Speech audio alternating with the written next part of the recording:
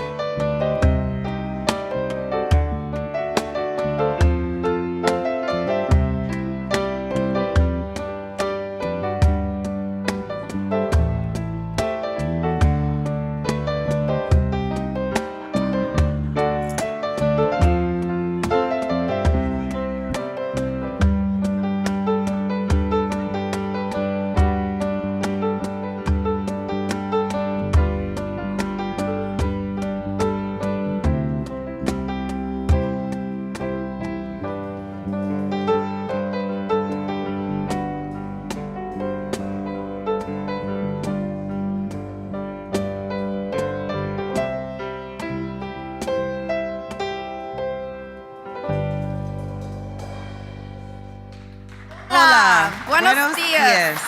I'm Jamie, and this is Lisa, who serves gratefully as past president of your board of trustees and on the Mosaic Makers team as well. Welcome to the Unitarian Universalist Church of Fresno in beautiful, sunny, sometimes rainy Fresno, California. Welcome to everyone on our virtual campus. Hi. And welcome to everyone on our Alluvial Ave Church campus. We are one congregation and many places. This morning, we acknowledge that our Alluvial Avenue Church campus sits within the traditional homelands of the Yokuts and Mono peoples. As Unitarian Universalists, we welcome you no matter your race, culture of origin, age, spiritual background, or religious beliefs. We welcome you no matter your disabilities, the amount of money in your bank account, your level of education, or your neurodiversity. You are welcome with or without documentation. You are welcome if you are lesbian, gay, bi, trans, non-binary, gender fluid, or just questioning. Todos son bienvenidos aquí. Now is the time in the service where people on our virtual campus write in the chat box a personal joy, sorrow, or concern, or gratitude. Folks in person shared it on a piece of paper at the back of the table, but we want those of you at home to have a chance. This is the moment right now where you type in the chat box a joy, sorrow, concern, or gratitude, and we'll write them down and get them over to Reverend Tim so he can include them later on in the service. As you may know, we've kicked off our annual pledge drive. This is the festive time of year when the members and friends of the church let the staff know how much we will generously support the upcoming fiscal year. The fiscal year runs from July 2022 to June 2023, and your pledge allows us to build a budget based on the total amount of money we expect to be donated from the church's members and friends. Here to give us an update is Reverend Tim. Good morning, everybody. Oh, come on, let's do this again. Good morning, everybody. Woo!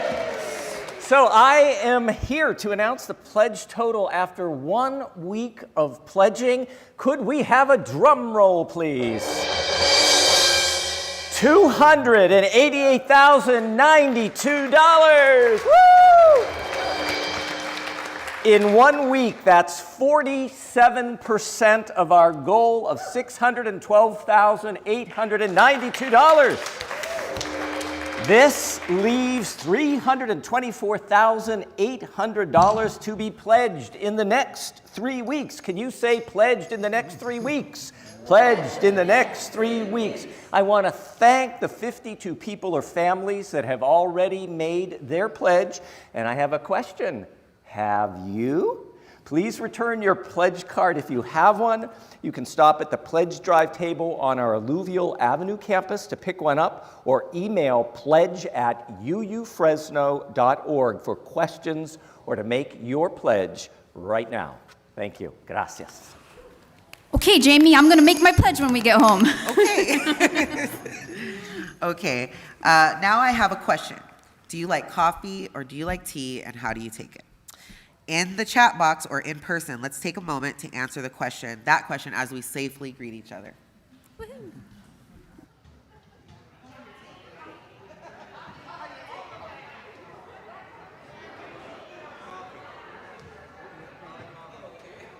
Anyway, just coffee. I like chamomile tea in the evening with honey. Herbal tea. In the evening. Coffee in the morning. Herbal. No, he doesn't do coffee. Can you imagine? He does not do coffee.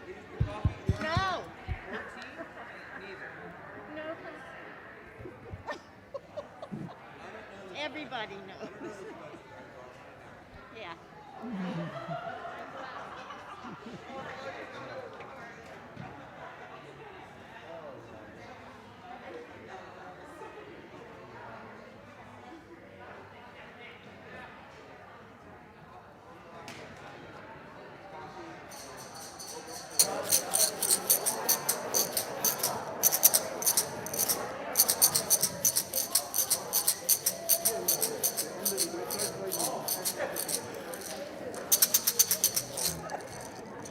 There is so much energy here on Alluvial Ave this morning.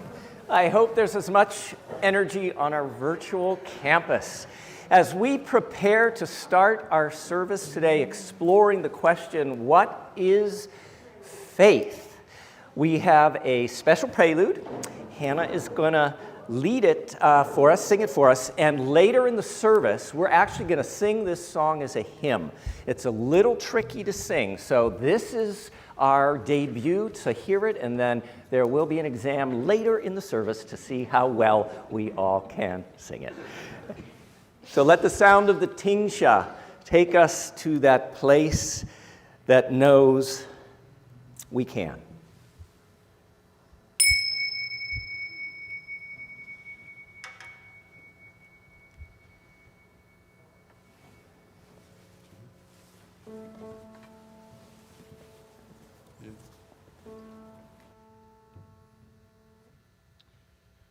One, two, three, four.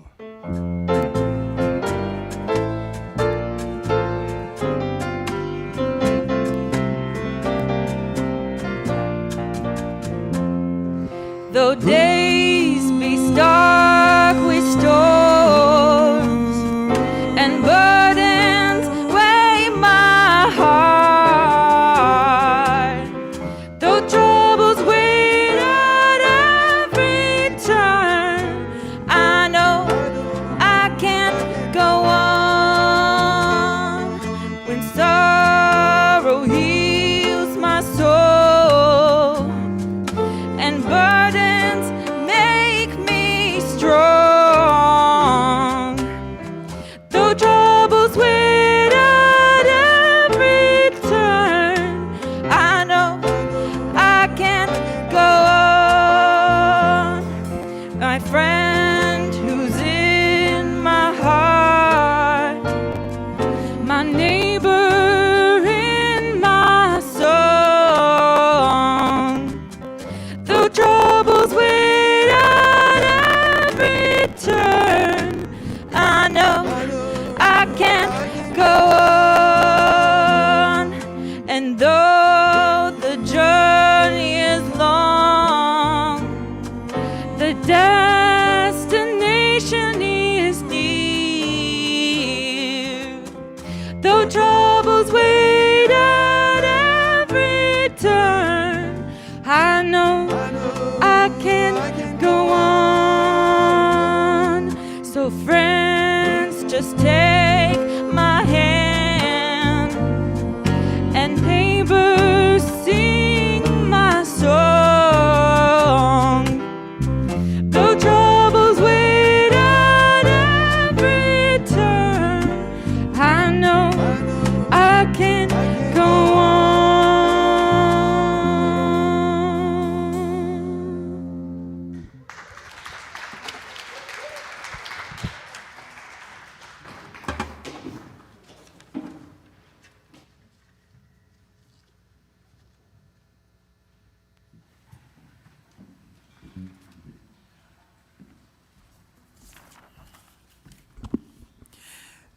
Good morning to everyone on our Alluvial campus, where I am.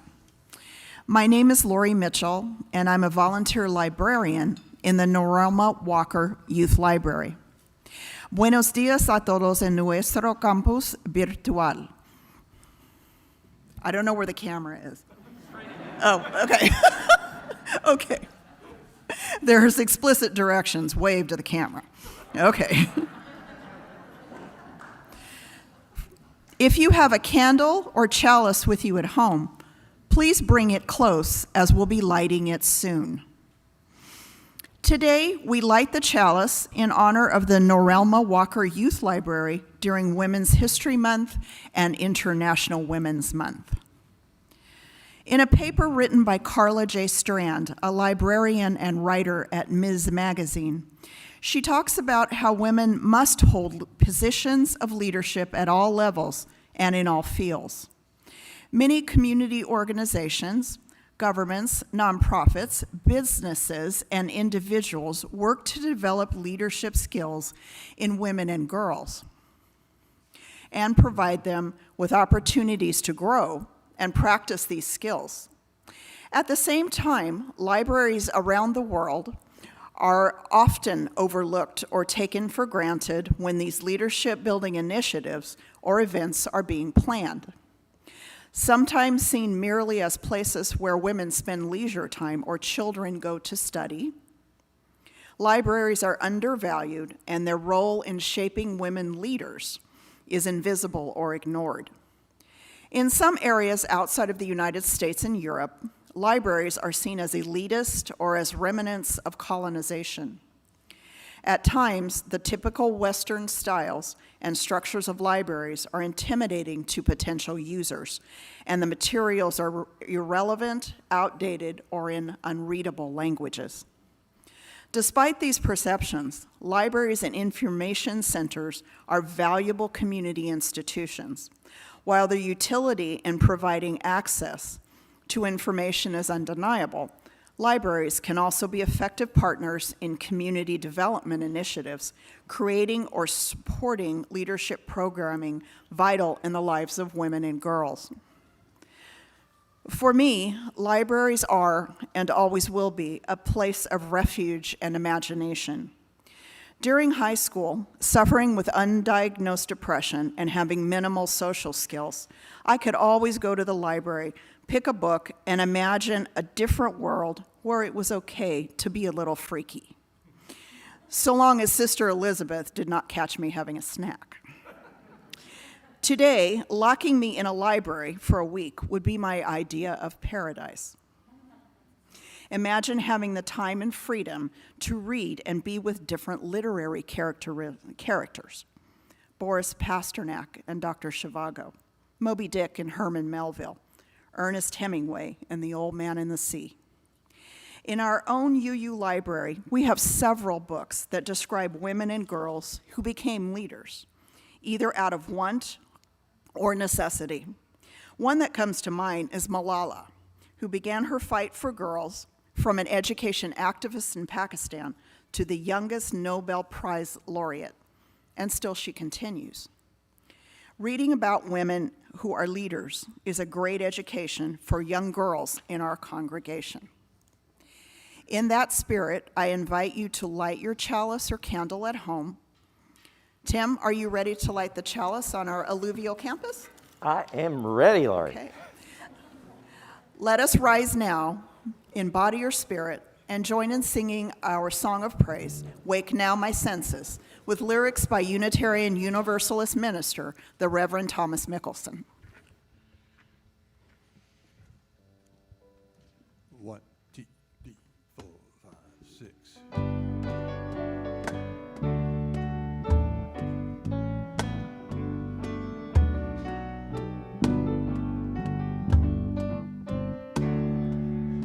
Wake now my senses and hear the earth call. Feel the deep power of being in all. Keep with the web of creation your vow. Get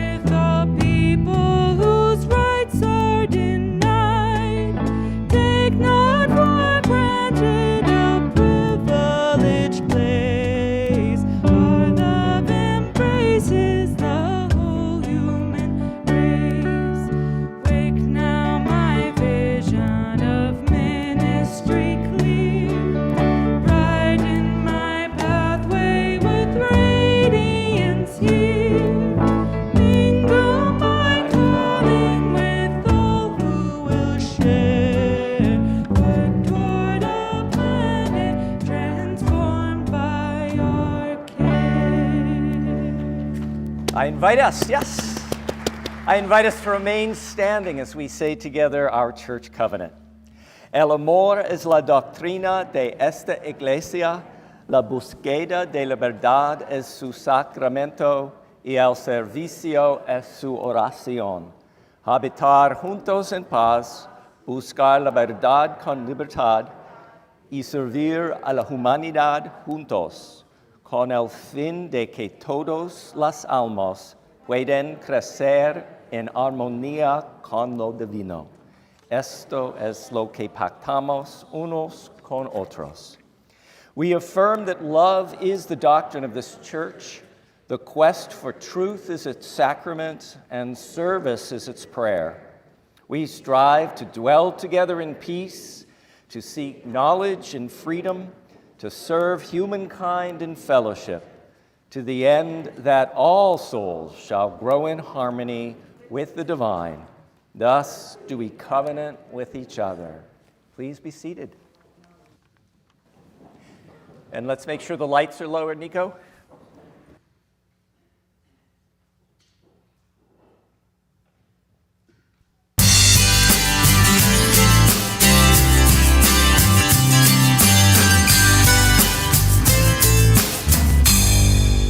What brought me to the Unitarian Universalist Church of Fresno is their inclusivity, their openness, and their willingness to allow people to come as they are, where they are in life, and to allow them to grow into what they're meant to grow into.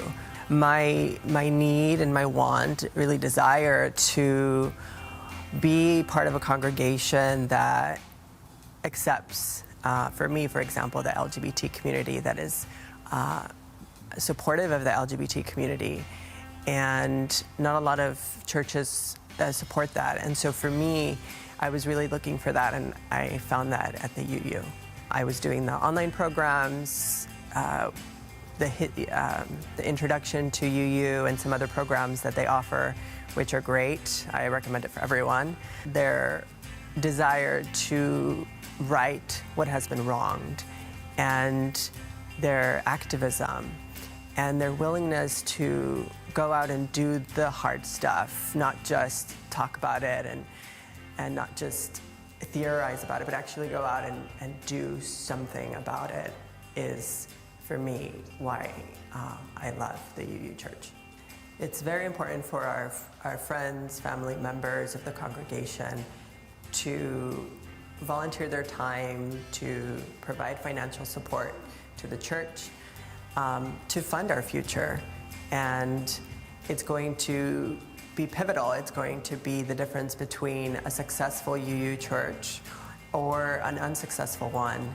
And if we can continue to come together and fund our future, we can ensure that the church continues to thrive not only now, but into the future for our children, for us, and for the world, because we are here to make a difference, to make the world a better place, and the UU Church is doing that one step at a time.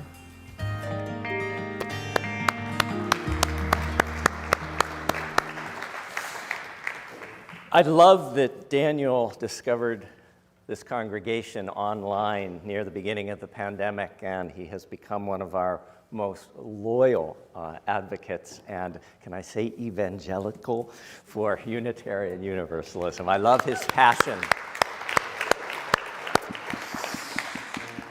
Of the breath, spiritual teacher Amit Ray says, if you want to conquer the anxiety of life, live in the moment, live in the breath.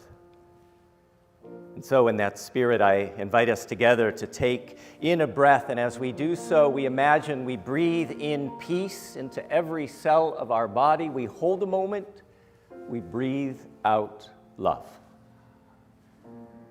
A second time, breathing in peace, we hold the moment, we breathe out love. One more time, breathing in together, breathing in that promise of peace. We hold the moment, we breathe our love out into the world. As we continue to breathe together, both here on Alluvial Ave and in our virtual campus, we know we are connected. We're connected by our desire to be together, to be recalled to our best selves again, to breathe perhaps a bit more deeply into that part of ourselves that knows that we are good, that we are loved. As we continue to breathe, let's allow the breath to carry us back over the last week, the last 7 days of our living. Let's breathe into and through the pain and struggle of the last week.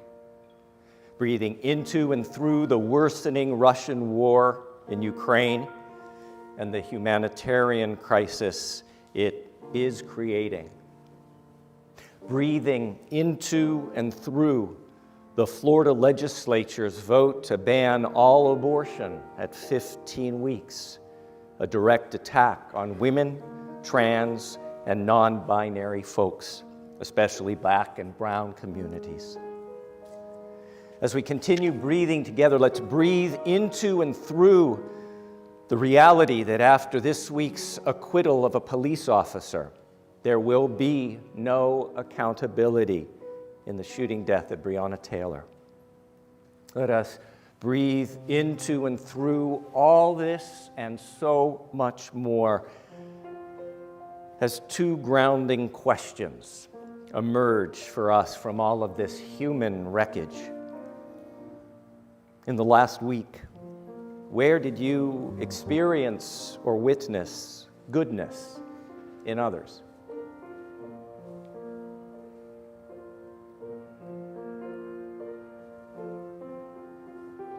In the last week, where did you experience or witness goodness in yourself?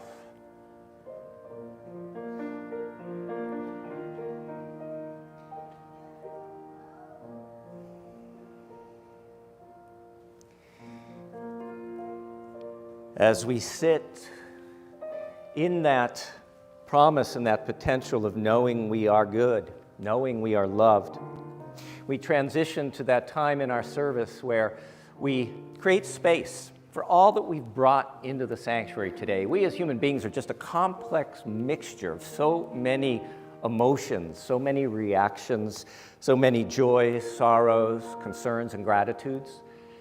Some of us on the online campus typed those into the chat box. Others of us stopped at the small table at the entrance to the sanctuary and wrote them down on a small card. Nancy Hatcher is asking that we have positive thoughts, please, for those affected by the wildfires in the Panama City, Florida area, including members of her family. Raul is asking for prayers for his mother, who is undergoing surgery. Others want to remember Dwayne Barker, a longtime member of this church whose life was celebrated yesterday, celebrating 90 years of living and loving well, and a celebration of his life now as he resides in the mysteries of death. And if you want to honor Dwayne Barker on our virtual campus, please type DB in the chat box, DB for Dwayne Barker. Betty, her thoughts are with the people in Ukraine. She knows a family there who have fled Kyiv. We also remember our beloveds, those among us who are unable to be with us because of mobility or health issues. We remember Judy P., Molly K., Glenda R., Pat M., Al G. We also lift up Brandon, the son of our administrator, Jody Baker, who has been released and is once again back home after an emergency hospitalization. And as Laurie said at the beginning of the service, we want to recognize Women's History Month as we continue to celebrate the historic moment of Judge Ketanji Brown Jackson's nomination to fill the vacant Supreme Court seat, the first time a black woman will do so.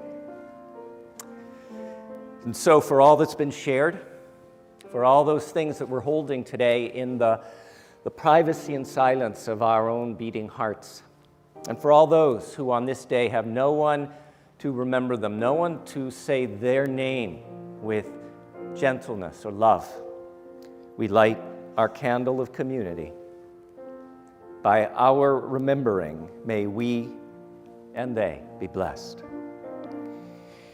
We light a second candle. This is being lit for the now over 5.98 million citizens of the world who have lost their lives to COVID. I never imagined I would say that. 5.98 million, 957,000 of whom lived in the United States. And so, with our candles burning, with our hearts full, let us join our voices in our call to meditation. Comfort me, consuélame.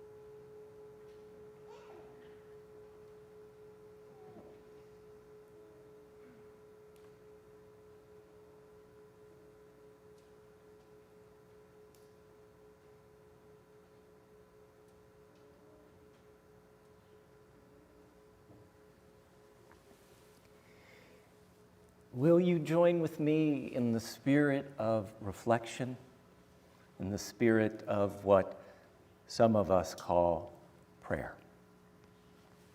Let us pray. Spirit of life, fuente de amor, source of life and love, God of our own hearts' understanding and naming, our humanness. Though days be bleak with storms and burdens weigh our hearts, though it seems as if troubles wait at every turn, we know we can go on. When sorrow heals our soul and burdens make us strong, though it seems as if troubles wait at every turn, we know we can go on. Our friend who's in our heart, our neighbor and our song, though it seems as if troubles wait at every turn, we need to know we can go on. And though the journey is long, the destination is near. Though troubles wait at every turn, we need to know we can go on. So friends, let's join our hands as neighbors sing our song. Though troubles may wait at every turn, we know we can go on. Que así sea, bendito sea. May it be so. Blessed be. Amen.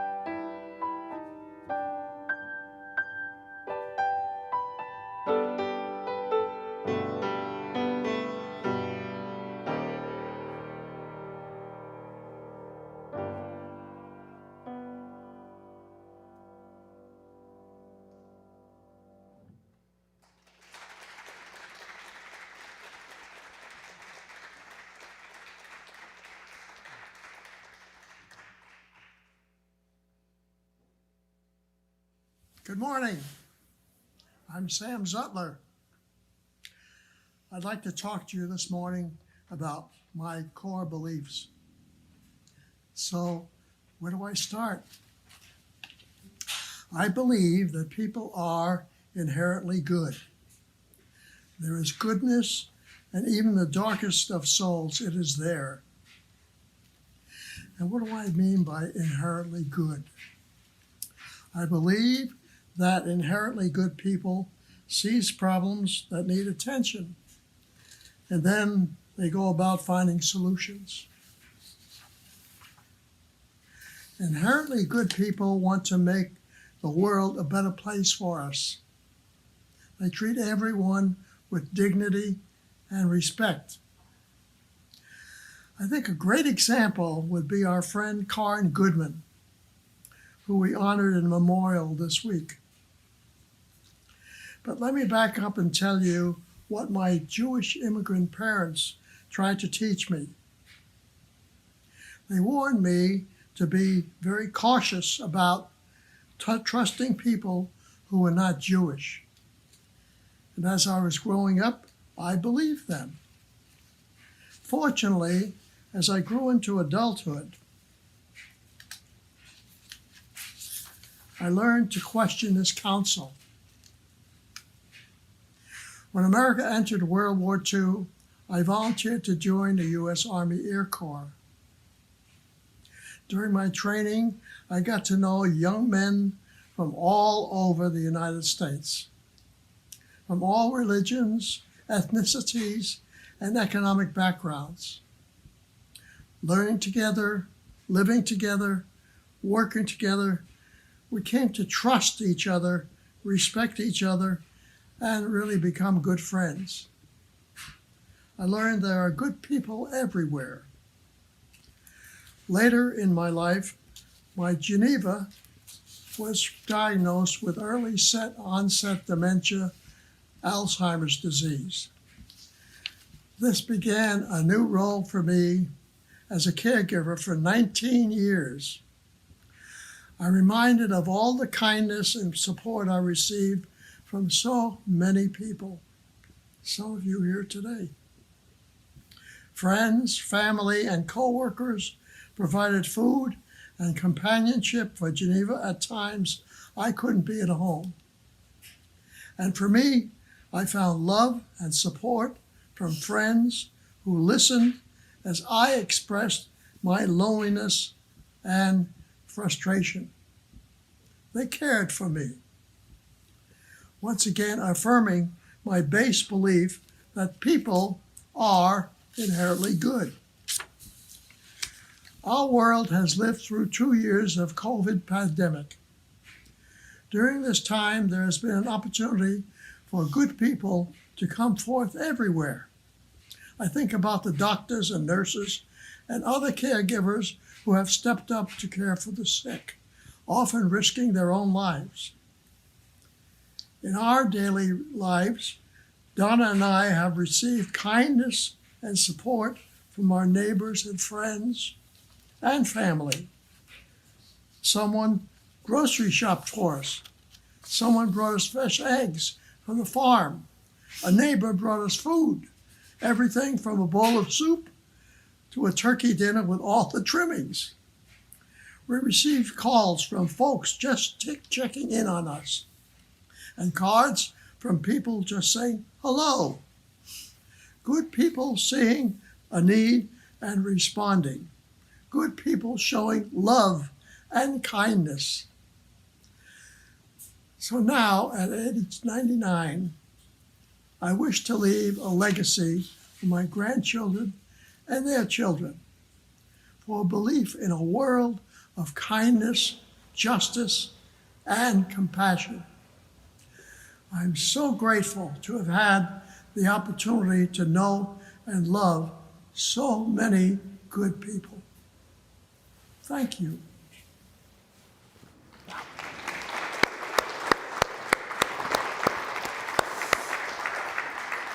I can say that today is the first time I've ever co-led worship service with someone who is 99 years old. Sam, 99. We love you, Sam, on our virtual campus.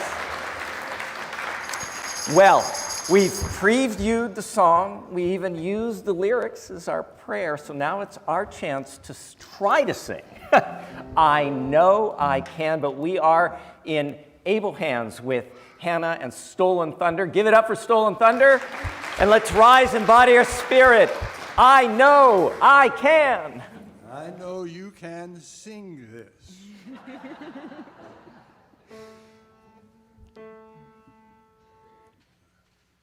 2, 3, 4.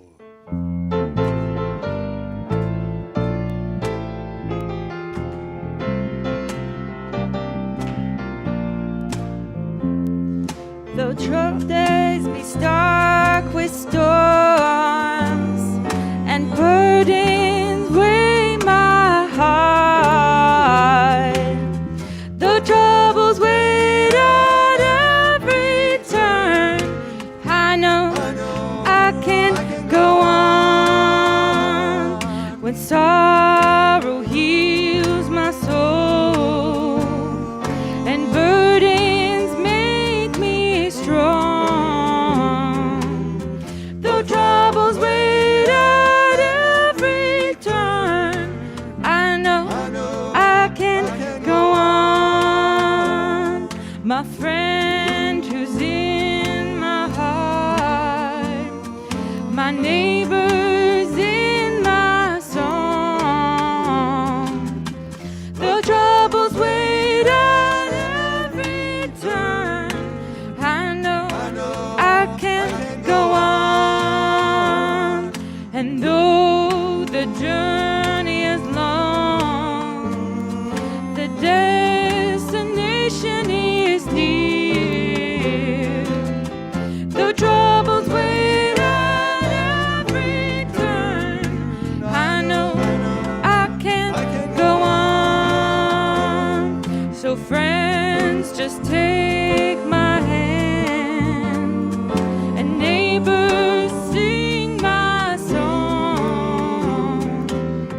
The troubles wait at every turn, I know I can go on.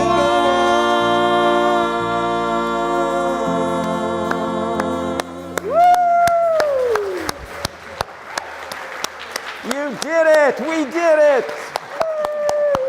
Please be seated. Let's give it up for Stolen Thunder again as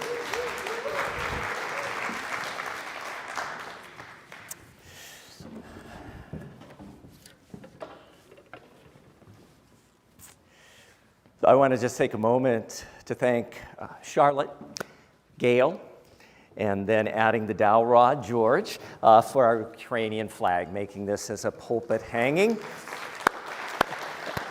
As we express solidarity with the brave and beleaguered people of Ukraine. So the sermon I'm going to share today, I actually preached a version of it in my first year as minister here at the Unitarian Universalist Church in Fresno 7 years ago. I wanted to revisit it because our theme of worship this month is renewing faith, and I think we can't probably renew faith if we don't know what is faith. So for those who have joined us since that March day 7 years ago, and for those of us who can't even remember that March day 7 years ago, I'd like to begin by telling you an old story. It exists in many cultures, and it's actually been told around the world in many forms. It's a story that I think you can hear over and over because it is one of the world's great teaching stories. There is an old woman who is living in a village. She has lived a good life and has been very loyal to the chief. In appreciation for all she's contributed to the life of the villages, one day the chief of the village gives her a horse, a prize stallion. The neighbors, they gather round. Such good news, they proclaim. The old woman replies, good news, bad news. Who can say?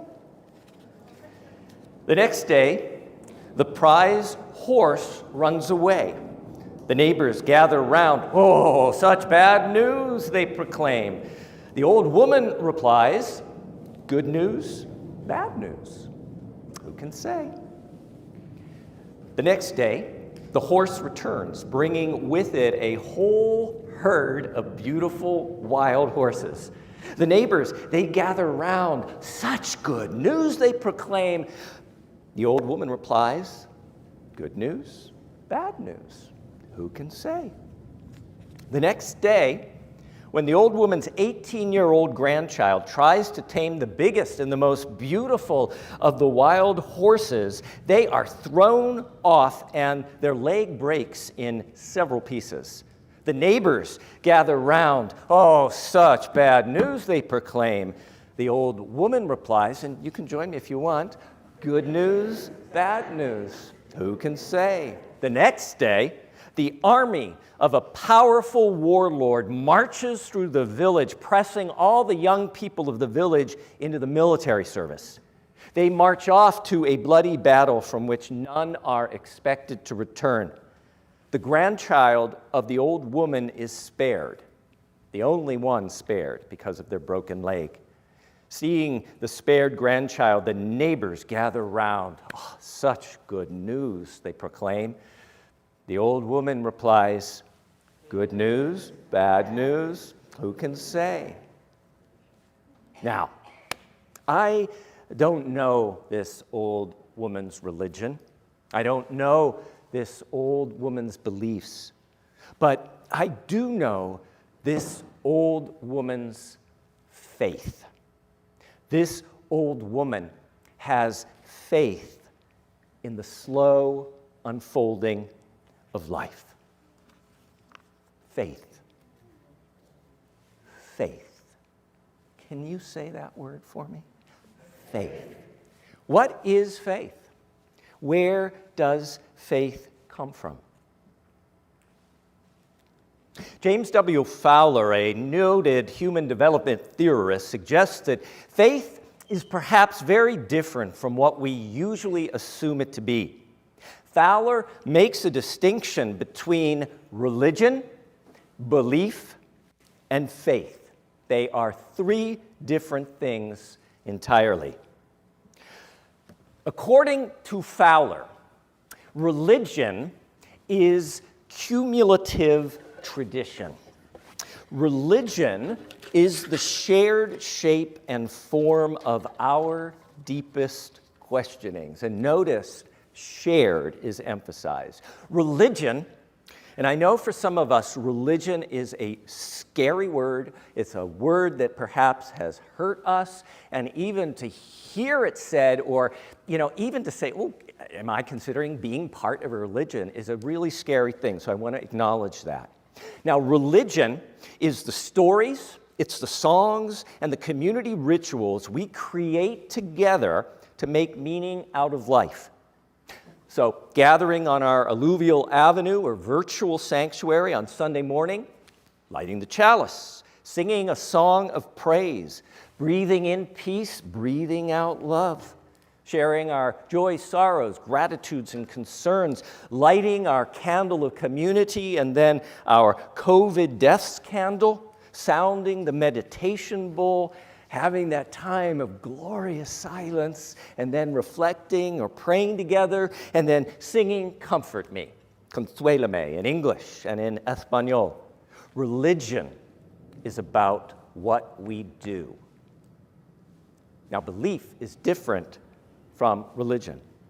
Belief is the holding of certain ideas about something. For instance, a belief that we need not believe alike to love alike. That's a belief. Or belief that diversity strengthens a community. or a belief of something that we've discovered during this time of COVID, that there is a love holding you. There's a love holding all that you love. There is a love holding all.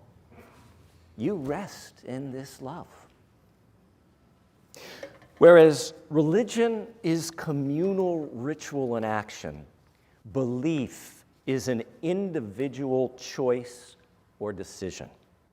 Although what we may choose to believe can be something taught within a religion, we still will have to claim it as our own. Belief is head-centered and engages the mind. Belief is about concepts and ideas. Belief is what we think. But faith reaches beyond concepts and ideas. Faith is an experience that goes beyond the mind. Faith engages all of our senses. Faith involves relationships between ourselves and others, ourselves and the world, and ourselves and that which is greater than us. Faith is our relationship with life itself. Faith is our relationship with life itself. Can you just say that with me? Faith is our relationship with life itself. So what does that mean? Sounds good.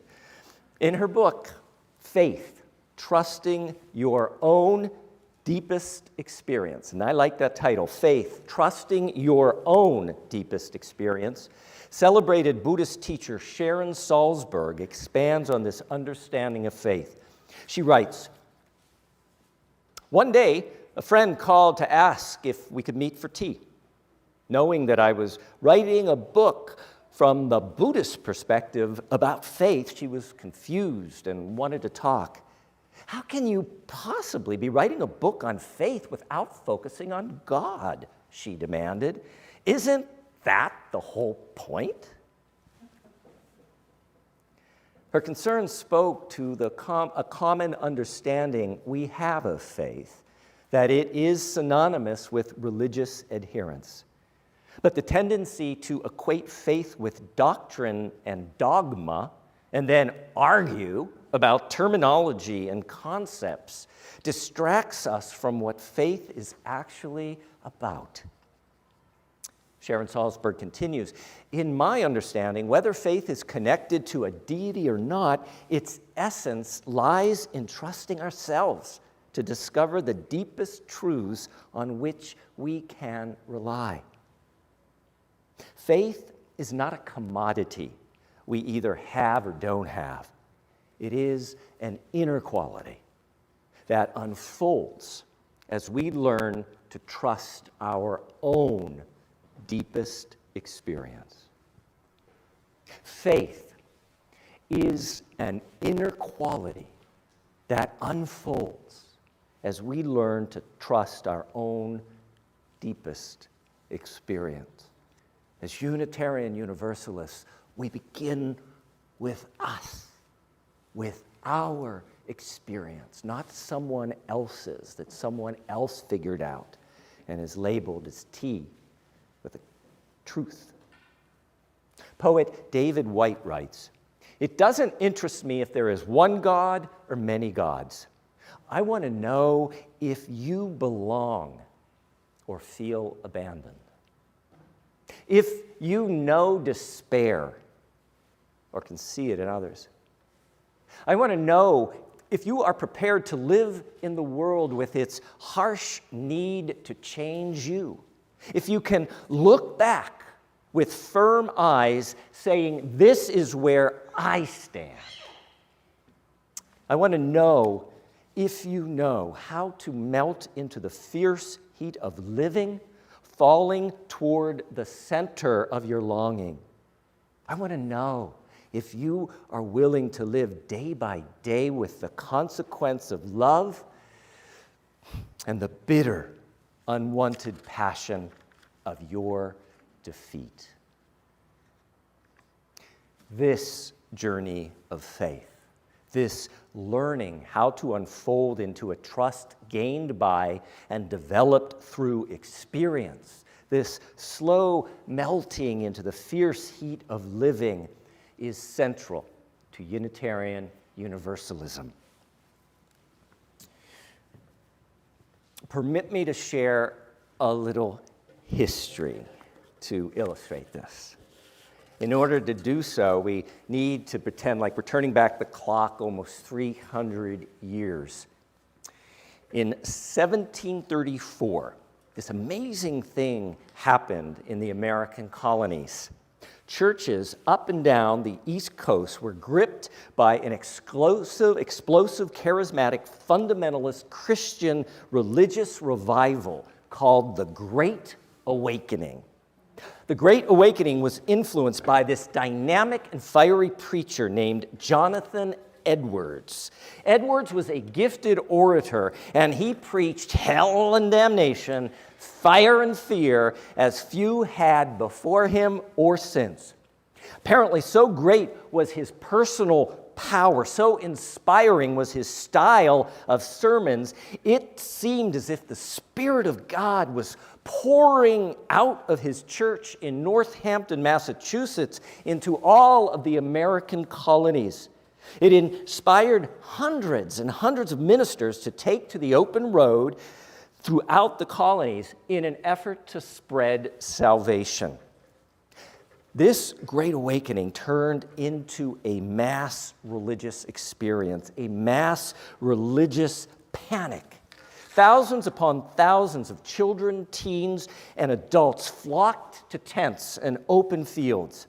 There, they would hear itinerant preachers proclaim the need to believe, the need to be saved, the need to be washed in the blood of the Lamb, the need to allow the Spirit of Jesus Christ to take control of their lives here and now and forevermore. Kind of sounds like Fresno sometimes. These itinerant preachers stirred up passions. They whipped up emotional excesses and fed on the kind of fervor that only occurs in group hysteria. The goal was to generate a moment of ecstatic conversion. In an instant, the Holy Spirit would descend, the heart would be broken open, the grip of sin would be snapped, and the person would be one of the faithful. In an instant, all would be well. Thankfully, there was a group of liberal Christian Unitarian-leaning ministers in Massachusetts who looked at this raw emotion, this instant gratification, and said, this is not faith that these preachers teach. This is emotionalism run amok. And so, ministers such as Ebenezer Gay, Charles Chauncey, and Jonathan Mayhew, I kind of want to wear their wigs. These ministers began to quietly speak out against what was raging in the country, in the colonies all around them. They began to model another way of experiencing faith. From their pulpits, they bravely taught that faith wasn't something that descends from on high in a moment of heightened emotion to instantly and forever change a person. Faith isn't about conversion.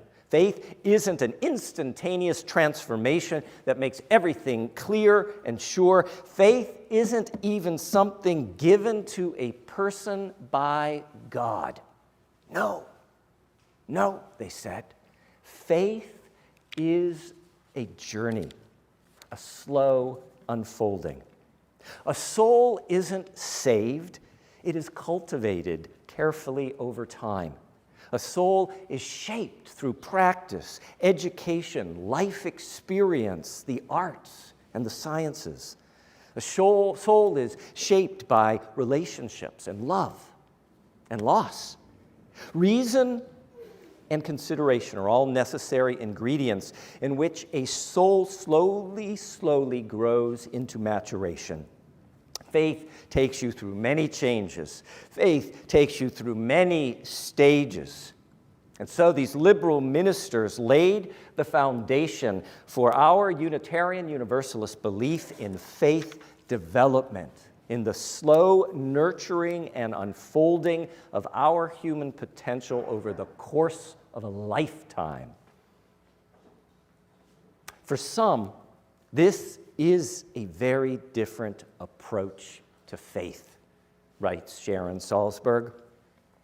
Then she makes this interesting observation. In Pali, the original language of the Buddhist texts, the words usually translated as faith, confidence, or trust is sada. Sada literally means, and I love this, to place the heart upon. To place the heart upon. To have faith is to offer one's heart or give over one's heart to an ongoing experience. Salzberg continues, in Pali, faith is a verb, an action, as it is also in Latin and Hebrew. Faith is not a singular state that we either have or don't have. Faith is the willingness to take the next step, to see the unknown as an opportunity, to launch a journey. Faith is the animation of the heart that says, I align myself with the potential inherent in life. I give myself over to that potential. I'm going to go for it. I'm going to try. I wonder if this is the kind of faith that Ukrainian President Zelensky draws on in his extraordinary defiance of Putin's despotic evil. Faith is an animation of the heart that says, I align myself with the potential inherent in life. I give myself over to that potential. I'm going to go for it. I'm going to try. I wonder if this is the kind of faith that is fueling the Ukrainian people's defiantly determined pushback against Putin's machine of death and destruction. Faith is the animation of the heart that says, I align myself with the potential inherent in life. I give myself over to that potential. I'm going to go for it. I'm going to try. And so, my dear ones, we ask, is this good news? Or is this bad news? Who can say? Bendito sea, blessed be. Amen.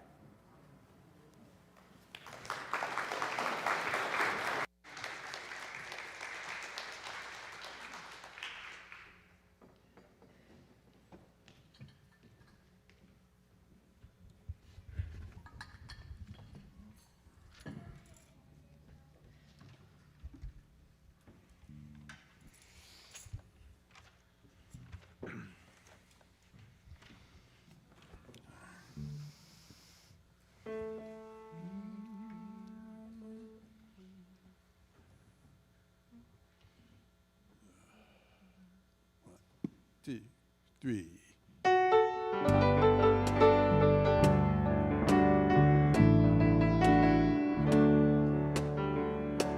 We are living neath the great big dipper.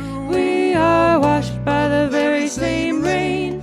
We are swimming in the stream together, some in power and some in pain. We can worship this ground we walk on, cherishing the beings that we live beside. Loving spirits will live forever. We're all swimming to the other side. I am alone and I am searching, hungering for answers in my time. I am balanced at the brink of wisdom. I'm impatient to receive a sign.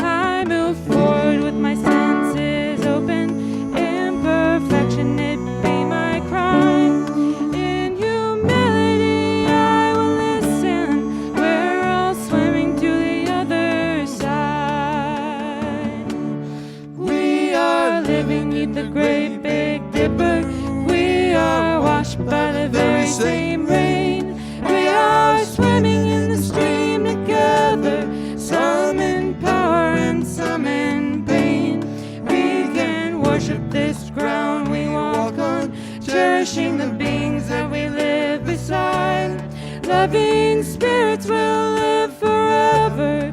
We're all swimming to the other side. On this journey, thoughts and feelings, finding intuition, my head, my heart. Gathering these tools together, preparing to do my part. All of those who come before me, and together and be my guide. Loving lessons I will follow. We're all swimming to the other side.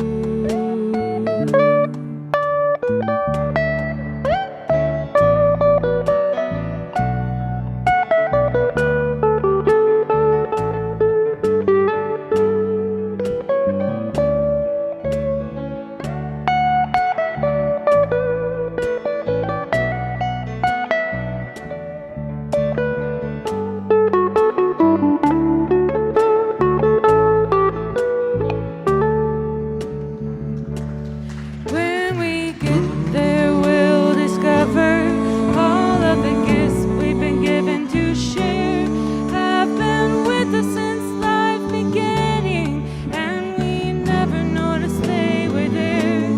We can balance at the brink of wisdom, never recognizing that we've arrived. Loving spirits will live on together. We're all swimming to the other side. We are living neath the great big dipper. We are washed by the very same rain. We are swimming in the stream together, some in power and some in pain. We can worship this ground we walk on, cherishing the beings that we live beside. Loving spirits will live on forever. We're all swimming to the other side.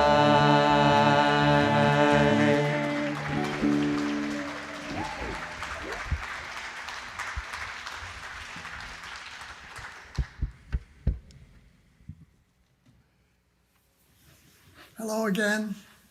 I'm Sam Zutler. You know, for me, generosity is an expression of gratitude for receiving something of value from a respected source.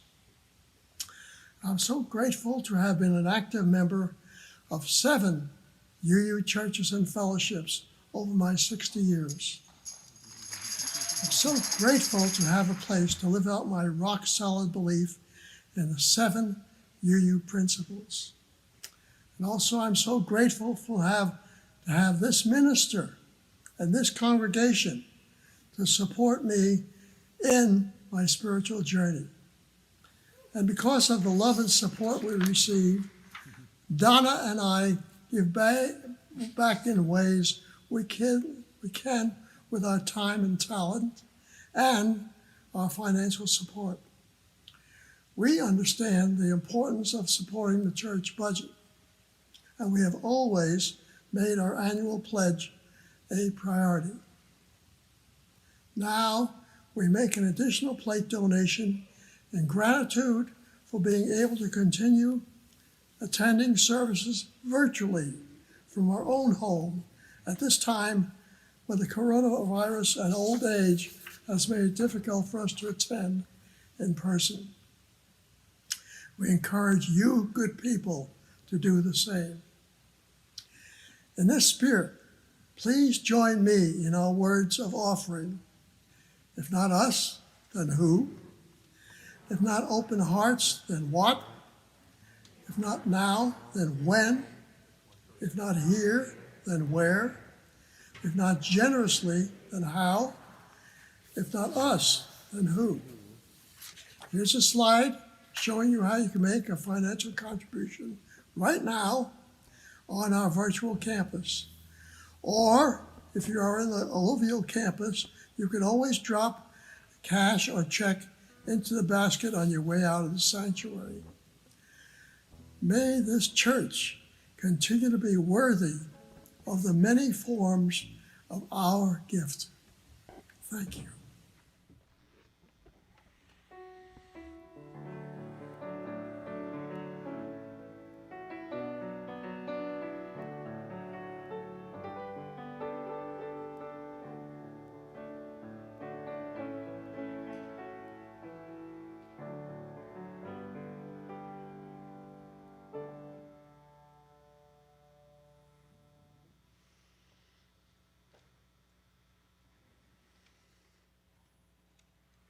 Sam Zutler again. I'm so grateful to have participated in this service with you this morning. You know, I've been a member of this church for more than 50 years, and this congregation has become my circle of friends and family, providing me with a place to worship and to share my beliefs with like-thinking people. Every Sunday morning, my spirit is nurtured. I leave feeling uplifted and ready to face a new week, to go out into the world ready to be a good person. So, as we now prepare to end our service and enter into our afternoon, won't you please join me in our chalice extinguishing words led by Karen and Troy. Extinguimos esta llama, pero no la luz de la verdad, el calor de comunidad o el fuego de nuestro compromiso. Estos los llevaremos en el corazón.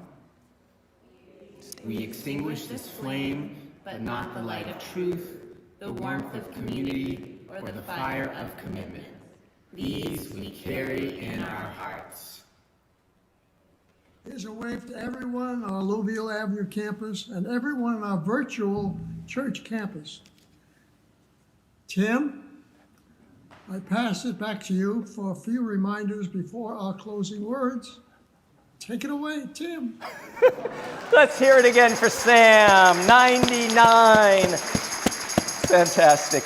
So just a few really quick reminders. If you're newish and you don't know how to get out of the sanctuary, we let our socially distanced folks leave first through those doors, and then the rest of us make our way with the traffic pattern through the doors where Andrew is waving at you right now. We wave a lot here.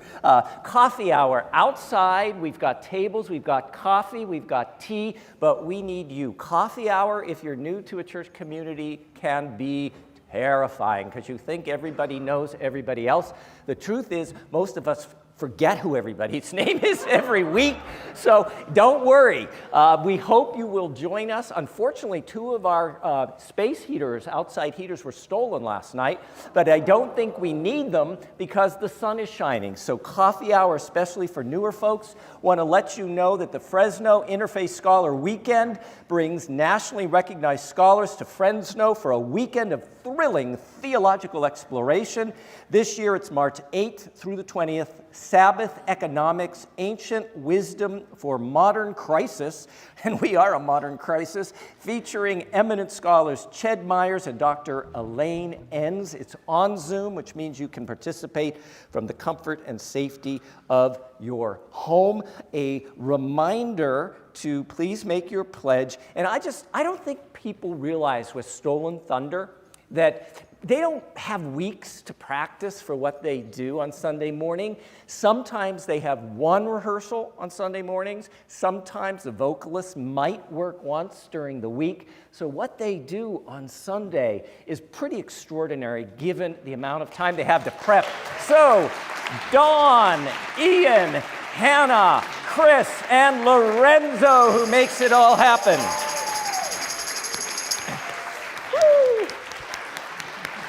So we have a tradition. We have a tradition that on the first, second, what is our tradition? If this is your first, second, or third time, we want to welcome you gently because we're really glad you're here. You could have done anything on this gorgeous Fresno day, but you chose to be with us, and we are grateful. So if this is your first, second, or third time, could you just rise for a moment? We won't leave you standing on your own for long, I promise. Please rise, first, second, or third time. Yay, I love seeing you guys in the back. Welcome, welcome, welcome, welcome. I invite the rest of the congregation to rise with them, and let us take our hands and place them over our hearts. If you're with somebody in a pod, you can also join your hands as long as you arrived with them. Go now in peace. May you leave this place knowing you are good and knowing you are loved. Take your love, share it with the world. Stay safe until we meet again. And may the longtime sun shine upon you all love surrounds you, and that pure light that is within you guide your way on. Blessed be. Amen. Amen. Let's sing. 2, 3, 4.